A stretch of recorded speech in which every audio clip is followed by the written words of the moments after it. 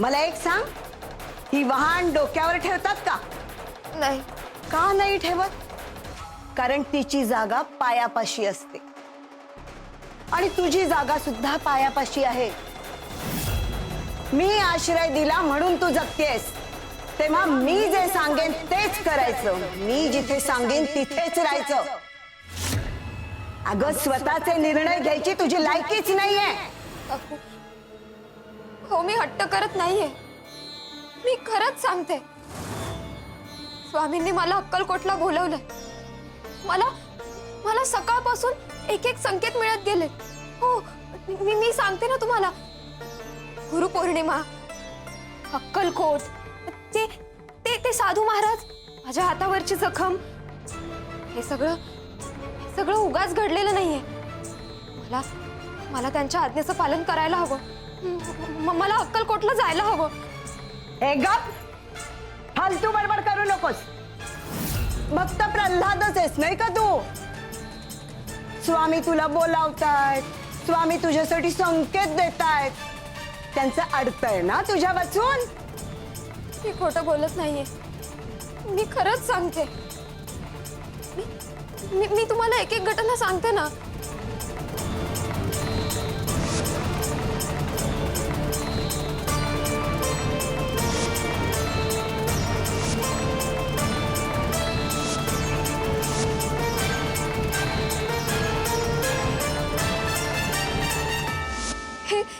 हे सगळं मी अनुभवलंय.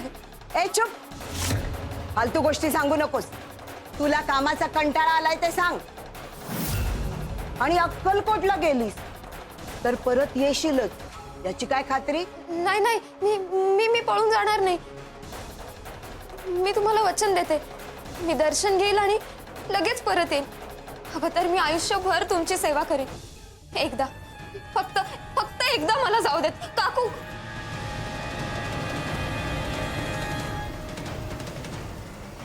हे बघ, ते स्वामी तुला आश्रय द्यायला आले नव्हते. तुला अन्न, वस्त्र, निवारा हे सगळं मी दिलंय. समजलं? उपकारांची जाण ठेव जरा.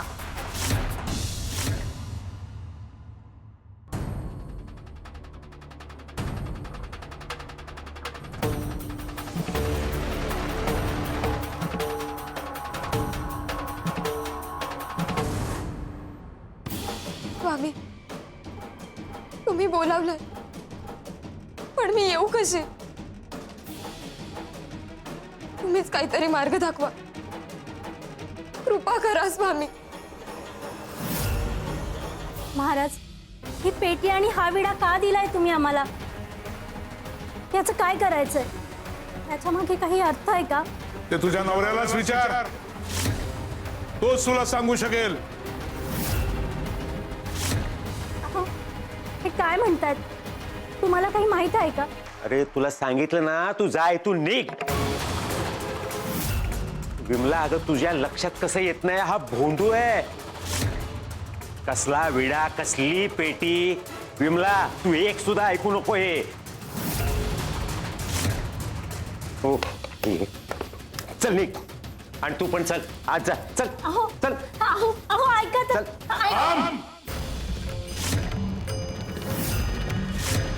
तो विडा जिचा आहे तिलाच जर का तुझ्या नवऱ्याने तो विडा नेऊन दिला तरच तुझा मुलगा परत येईल.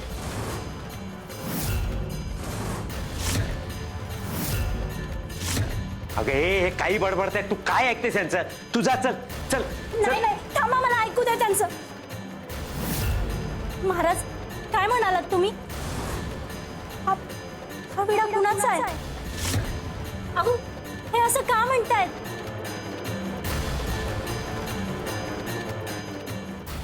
कोण आहेस तू आणि तुला हे सगळं कसं माहिती? रामप्पा, एक गोष्ट नीट लक्षात ठेव. हा विडा जिचा आहे तिला जर का तू वेळेत दिलास तरच तुझं कल्याण होईल आणि तिचंही. पण जर हा विडा तू वेळेत दिला नाहीस तर जिचं नशीब तू चोरलंयस तीच स्वतः तुझं नशीब बदलायला इथे येईल. दुसऱ्याचं नशीब लुटून कोणी स्वतःचं नशीब घडवू शकत नाही. काय काय बोलतोय तू? कोण आहे ती? महाराज, कुणाबद्दल बोलताय तुम्ही? काहीतरी स्पष्ट तरी सांगा.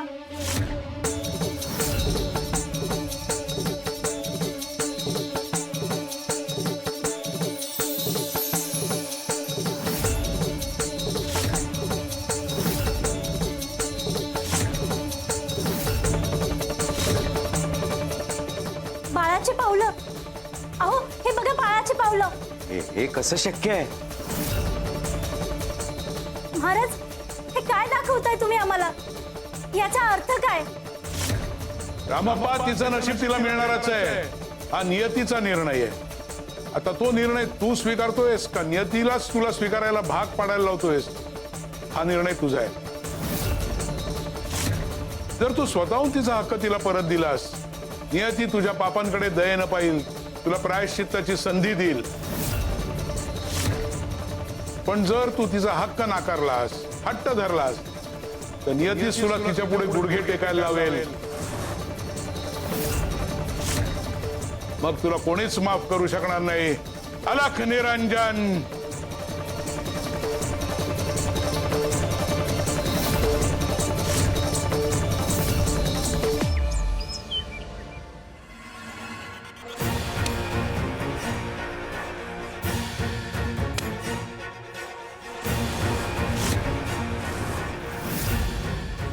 मी तुझा सांभाळ केला, पोटभर जेवू घातलं तुला, तेव्हा आता आयुष्यभर तू माझी चाकरी करायचेस.